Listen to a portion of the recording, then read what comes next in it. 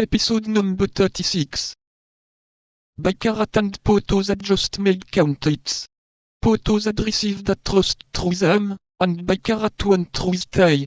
But neither of these two wounds was serious, and they only fought more earnestly. Athos, wounded anew by Cahusac, became evidently paler, but did not give way a foot. He only changed his sword hand, and fought with his left hand. According to the laws of dueling at that period, D'Artagnan was at liberty to assist whom he pleased. While he was endeavoring to find out which of his companions stood in greatest need, he caught a glance from Athos. The glance was of sublime eloquence. Athos would have died rather than appeal for help, but he could look, and with that look ask assistance. D'Artagnan interpreted it. With a terrible bound he sprang to the side of Cahusac, crying, "Tommy, Monsieur Guardsman, I will slay you." Cahusac turned. It was time, for Athos, whose great courage alone supported him, sank upon his knee. "Blood!" cried D'Artagnan. "Do not kill him, young man, I beg of you. I have an old affair to settle with him when I am cured and sound again.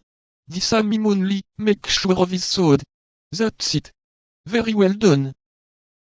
The exclamation was drawn from Athos by seeing the sword of Cahusac fly 20 paces from him. D'Artagnan and Cahusac sprang forward at the same instant, the one to recover, the other to obtain the sword, but D'Artagnan, being the more active, reached it first, and placed his foot upon it.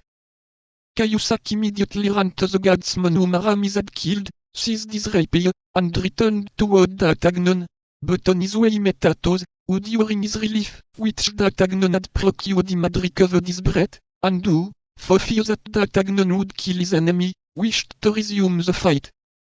D'Artagnan perceived that it would be disobliging Athos not to leave him alone, and in a few minutes Cahusac fell, with a sword thrust through his throat.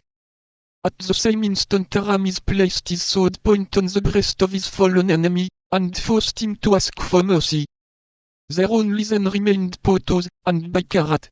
Porthos made 1,000 flourishes, asking Baccarat what o'clock it could be, and offering him his compliments upon his brother's having just obtained a company in the regiment of Navarre, but, just as he might, he gained nothing.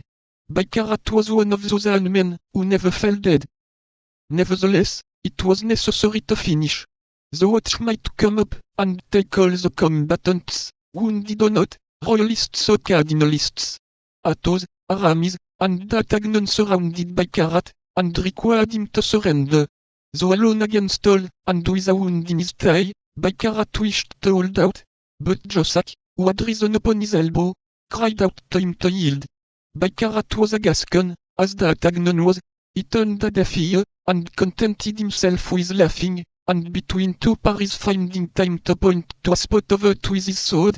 "Here," cried he, parodying a verse of the Bible, "here will Baccarat die, for I only am left, and they seek my life."